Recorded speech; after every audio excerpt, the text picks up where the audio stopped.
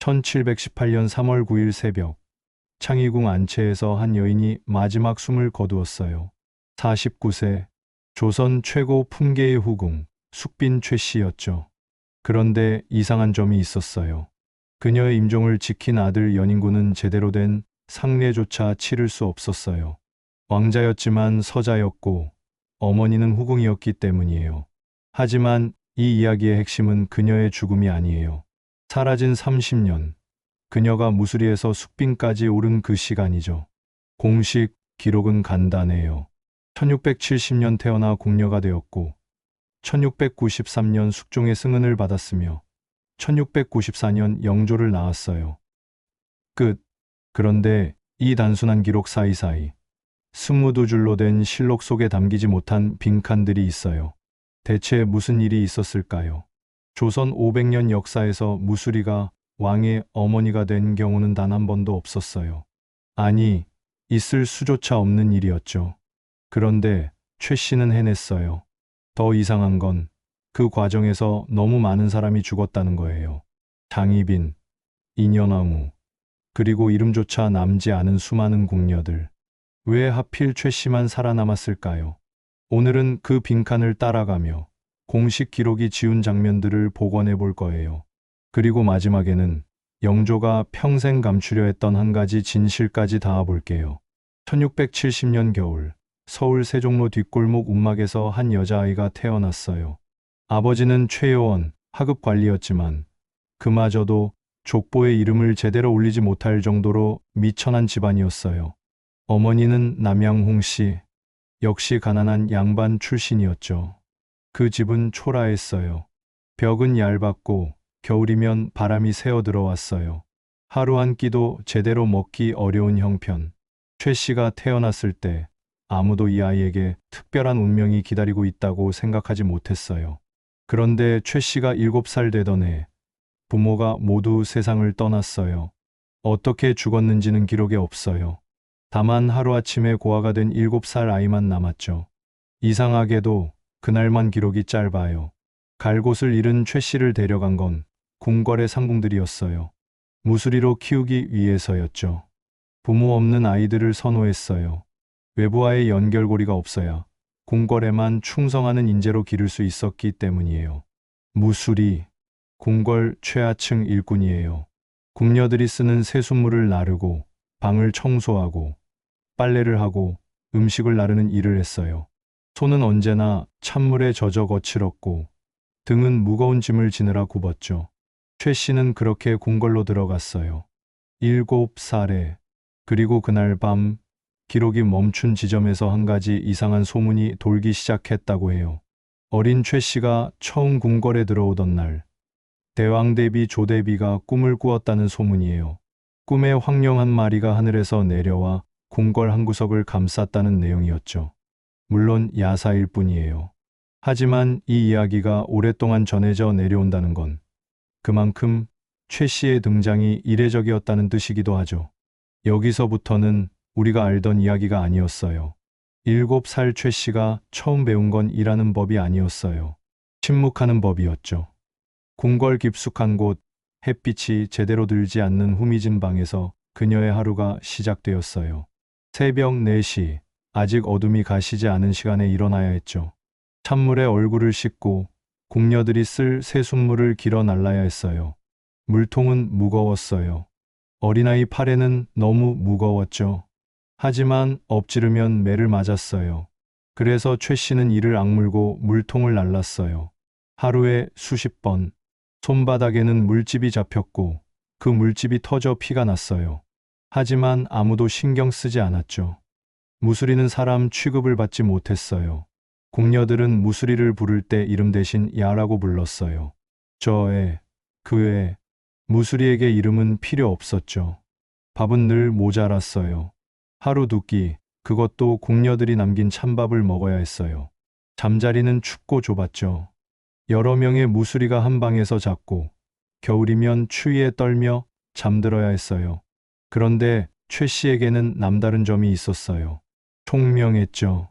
궁궐의 예법을 금세 익혔고 눈치가 빨랐어요. 상궁들이 무엇을 원하는지 말하기도 전에 알아챘어요. 궁녀들이 필요로 하는 것을 미리 준비해뒀죠. 더 중요한 건 입이 무거웠다는 거예요. 궁궐에서는 매일 이상한 일들이 벌어졌어요. 밤중에 누군가가 조용히 사라지기도 했고 상궁들이 몰래 만나는 모습도 보였어요. 궁녀들끼리 속삭이는 소리도 들렸죠. 하지만 최 씨는 본 것도 들은 것도 없다는 듯이 행동했어요. 궁궐에서 살아남는 첫 번째 법칙, 보고 듣고도 모른 척하는 거예요. 10년이 흘렀어요. 최 씨는 어느새 17이 되어 있었죠. 여전히 무술이었지만 이제는 궁궐 곳곳을 누비며 일할 정도로 경험이 쌓였어요. 그녀는 궁궐의 구석구석을 알고 있었어요. 어느 정각에서 무슨 일이 벌어지는지, 누가 누구와 가까운지, 누구를 조심해야 하는지. 그리고 그녀는 알고 있었어요. 자신이 평생 무수리로 살게 될 거라는 것을, 벗어날 방법이 없다는 것을. 그런데 진짜 문제는 다음 해였어요. 1674년, 현종이 승하하고 14살의 숙종이 즉위했어요. 궁궐 안이 술렁였죠. 새로운 왕, 새로운 시대. 많은 것이 바뀔 거라는 기대와 불안이 뒤섞였어요. 1681년, 민유중의 딸 민씨가 왕비로 간택되어 인현왕후가 되었어요. 그리고 최 씨에게 운명적인 기회가 찾아왔죠. 인현왕후를 모시는 무수리 중 한 명으로 선발된 거예요. 어떤 연유로 선발되었는지는 분명하지 않아요. 어떤 기록에서는 민유중이 지방관으로 있을 때 최 씨를 거두어 길렀다고 하고, 다른 기록에서는 인현왕후의 친척이 추천했다고 해요. 어쨌든 최 씨는 왕비를 모시게 되었어요. 왕비 곁에 무수리. 이건 일반 무수리와는 차원이 달랐어요. 대우도 나았고 무엇보다 임금 가까이에서 일할 기회가 생겼죠. 물론 위험도 컸어요. 왕비와 임금 사이에서 벌어지는 일들을 가장 가까이에서 지켜봐야 했고, 자칫 잘못하면 큰 화를 당할 수도 있었어요. 최 씨는 인현왕후를 정성스럽게 모셨어요. 언제나 겸손했고 조용했고 성실했죠. 새벽부터 밤늦게까지 왕비의 곁을 지켰어요. 왕비가 필요로 하는 것을 미리 준비했고 왕비의 기분을 살폈어요. 인현왕후는 온화한 성품의 여인이었어요.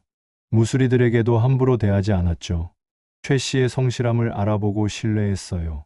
하지만 평화는 오래가지 않았어요. 1688년 숙종의 후궁 장씨가 원자를 낳았어요. 훗날 경종이 되는 왕자였죠. 그리고 이듬해 거대한 정치적 폭풍이 몰아쳤어요.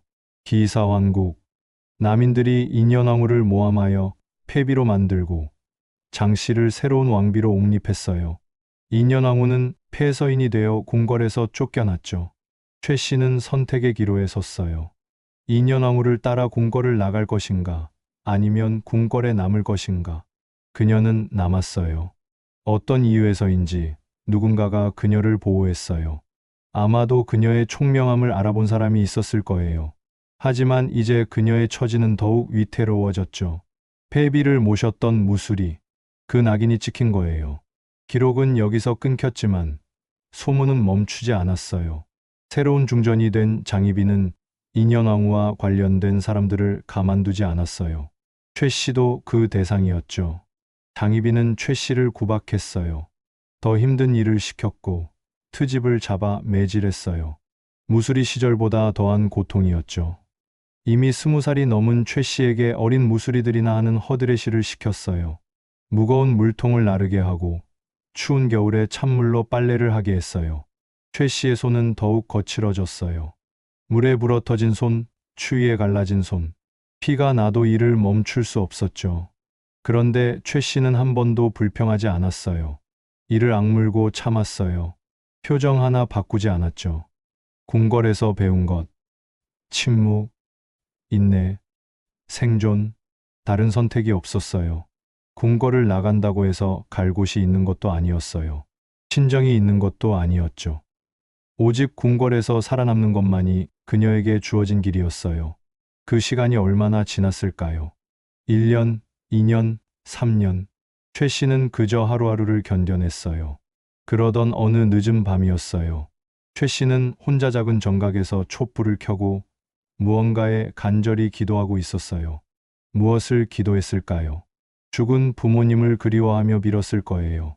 아니면 이 지옥 같은 삶에서 벗어나게 해달라고 빌었을지도 몰라요. 바로 그때 우연히 그곳을 지나던 사람이 있었어요. 숙종이었죠. 숙종은 잠이 오지 않아 궁궐을 거닐다가 어두운 정각에서 새어나오는 촛불을 발견했어요. 누가 이 밤중에 저곳에서 무엇을 하고 있는지 궁금했어요. 조용히 다가가 보았죠. 그리고 그는 거기서 혼자 기도하고 있는 최 씨를 발견했어요. 촛불에 비친 그녀의 모습은 처연했어요. 아름답다고 할 수는 없었어요. 하지만 뭔가 마음을 끄는 구석이 있었죠. 무엇보다 간절히 기도하는 모습이 숙종의 마음을 움직였어요. 그리고 그날 밤 한 사람의 운명이 조용히 바뀌기 시작했다고 해요. 그런데 숙종이 최 씨를 발견한 그날 밤, 공식 기록에는 나오지 않는 이상한 일이 하나 있었어요. 승정원 일기를 보면 그날 밤 숙종이 창덕궁 후원을 산책했다는 기록이 있어요. 시간은 자정 무렵. 그런데 다음날 기록을 보면 숙종이 갑자기 장희빈의 처소가 아닌 다른 곳에서 밤을 보냈다고 되어 있어요. 어디인지는 명시되지 않았죠. 정사에는 없지만 다른 기록에서는 이렇게 전해져요. 그날 밤 숙종이 최 씨와 긴 대화를 나누었다고요. 최 씨가 자신의 삶을 담담하게 이야기했다고요. 부모를 잃은 이야기, 궁궐에서의 힘든 시간, 하지만 한 번도 원망하지 않았다는 이야기. 숙종은 그 이야기에 마음이 움직였어요. 정치적 배경이 없는 순수한 사람. 그에게는 그런 사람이 필요했어요. 당시 숙종은 복잡한 상황에 처해 있었어요. 장희빈을 중전으로 만들기는 했지만 마음 한편으로는 인현왕후에 대한 미안함도 있었어요. 남인들의 권세도 부담스러웠죠. 그래서 더 이상한 건 그날 이후 숙종이 최 씨를 계속 불렀다는 거예요. 공식 기록에는 없어요. 하지만 궁녀들 사이에서는 소문이 돌았어요. 임금께서 어느 무수리를 자주 부르신다고요. 그것도 장희빈 몰래. 여기서부터는 우리가 알던 이야기가 아니었어요. 왜냐하면 숙종이 최 씨를 처음 본 그날 밤, 사실 한 사람이 더 있었어요. 누군가가 그 장면을 지켜보고 있었죠. 어둠 속에서 조용히. 그 사람이 누구였는지는 기록에 없어요. 하지만 며칠 뒤 이상한 일이 벌어졌어요. 최 씨가 갑자기 장희빈의 처소에서 다른 곳으로 옮겨진 거예요. 누군가가 그녀를 보호하려 했다는 뜻이에요. 가장 무서운 건 진실이 아니라 침묵이었어요. 이런 이야기 좋아하시면 구독과 좋아요로 다음 편도 놓치지 않게 해두셔도 좋을 것 같아요. 오늘 이야기는 뒤로 갈수록 더 이상해져요.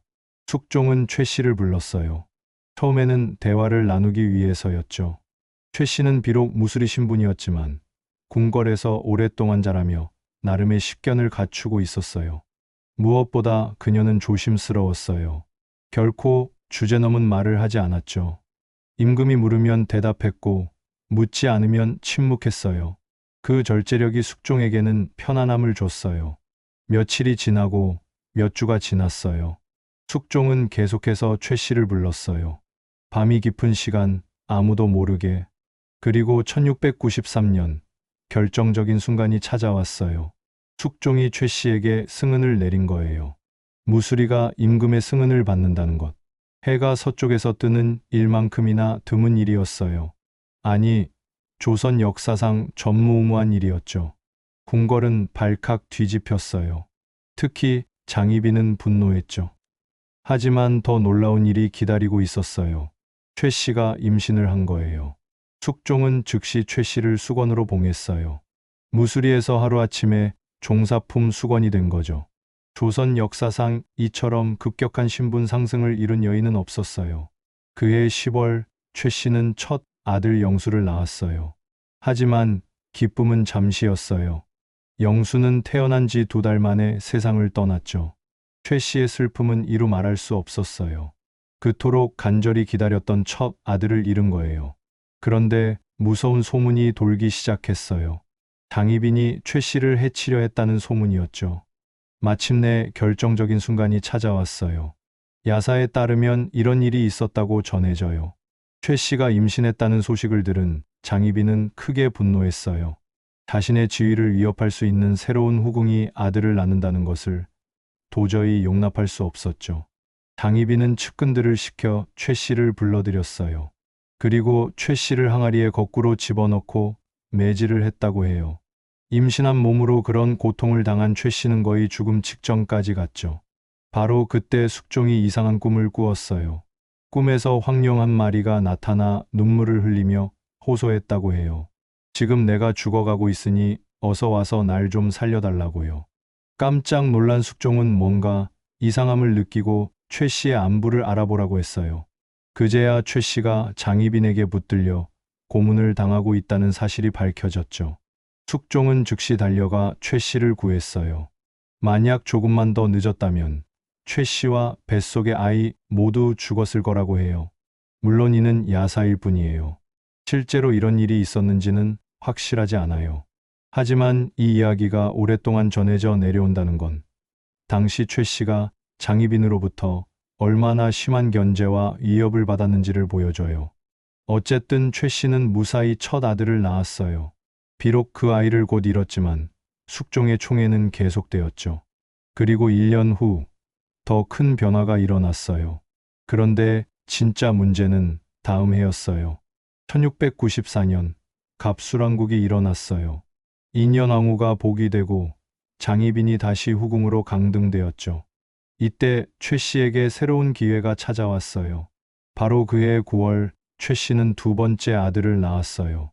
이 아이가 바로 연인군, 훗날의 영조였죠. 숙종은 이를 크게 기뻐하며 최 씨를 숙기로 승진시켰어요. 연인군이 태어났을 때 숙종은 이렇게 말했다고 전해져요. 애미를 닮았으니 몸은 튼튼하겠구나. 이 말에는 여러 의미가 담겨 있었어요. 최 씨가 아름다운 여인은 아니었다는 뜻이기도 하고, 대신 건강하고 튼튼한 체질이라는 뜻이기도 했죠.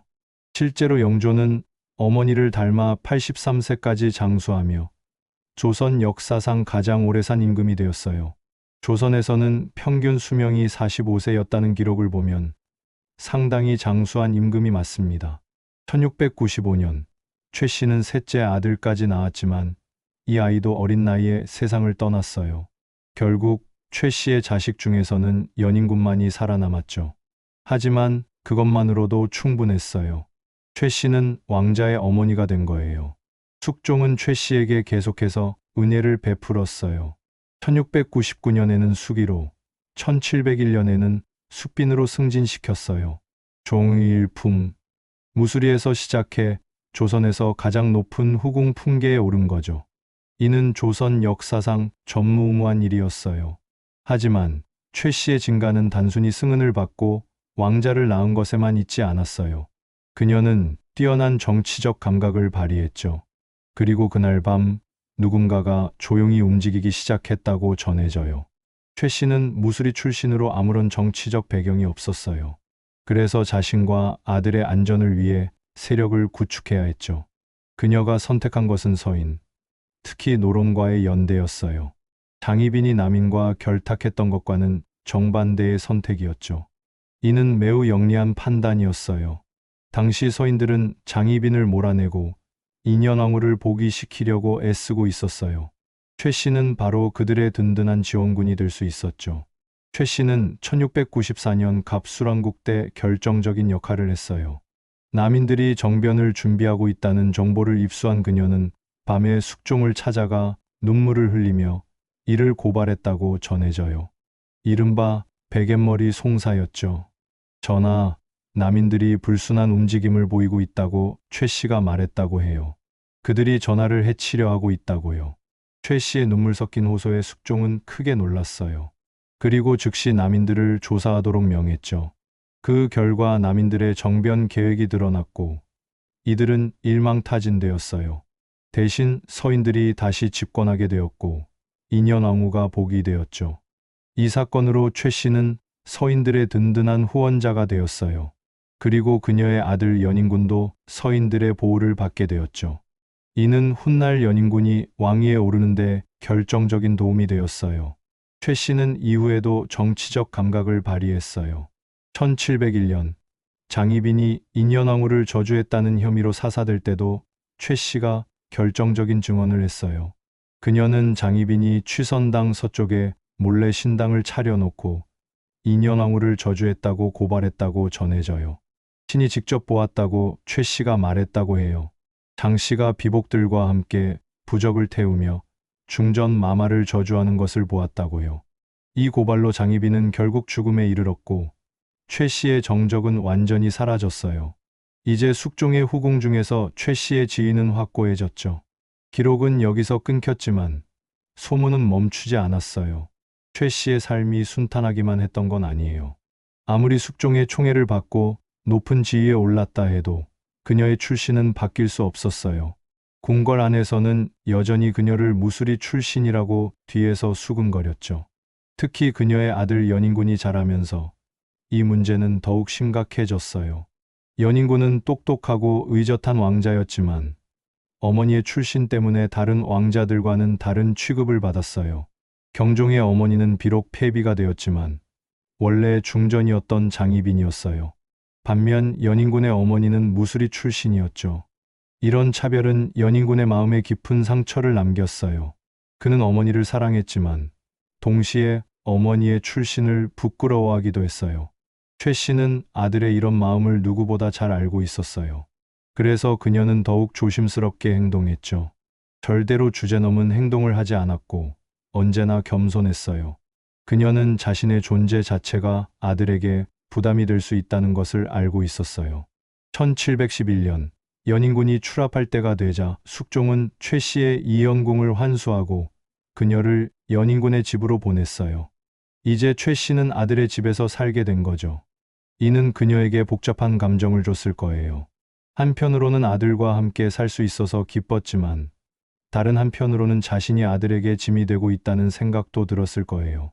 1716년 최 씨는 신병으로 대궐에서 나와 창의궁에서 유양하기 시작했어요. 이미 그녀의 나이는 46이었죠. 오랜 궁궐 생활과 여러 차례 출산, 그리고 무엇보다 끊임없는 정신적 스트레스가 그녀의 몸을 쇠약하게 만들었어요. 그녀의 거친 손은 이제 더욱 거칠어져 있었어요. 무수리 시절 찬물에 담그고 빨래를 하고 무거운 것들을 나르느라 상처투성이가 된 그 손들은 아무리 후궁이 되어도 부드러워지지 않았죠. 최 씨는 그 손을 늘 부끄러워했다고 전해져요. 영조가 첫 번째 왕비 정성왕후와 첫날 밤을 보낼 때의 일화가 유명해요. 영조가 왕비의 손을 잡고 손이 정말 곱다고 했을 때 정성왕후가 부잣집에서 태어난 덕분에 손에 물 한 방울을 묻히지 않고 자라서 그렇다고 대답했다고 해요. 이 말을 들은 영조는 크게 화를 내며 내 어머니는 험한 일을 많이 하여 험한 손을 가지셨는데 나의 어머니를 욕하는 소리를 하다니라고 했다고 전해져요. 그리고 그날부터 정성왕후를 멀리했죠. 이 일화는 야사일 수도 있어요. 하지만 영조가 어머니의 출신에 대해 얼마나 예민했는지를 보여줘요. 동시에 최 씨가 평생 자신의 거친 손을 부끄러워했다는 것도 알 수 있죠. 1718년 3월 9일 최 씨는 마침내 세상을 떠났어요. 나이 49이었죠. 그녀의 임종을 지킨 건 아들 연인군이었어요. 연인군은 어머니의 죽음을 매우 슬퍼했지만 서자였기 때문에 제대로 된 상례도 치를 수 없었어요. 그리고 마지막 순간 누군가가 웃었다고 전해져요. 여기까지 재미있게 보셨다면 구독과 좋아요를 해두시면 다음 이야기에서 영조가 평생 감춘 어머니에 대한 진실을 이어서 들을 수 있어요. 감사합니다.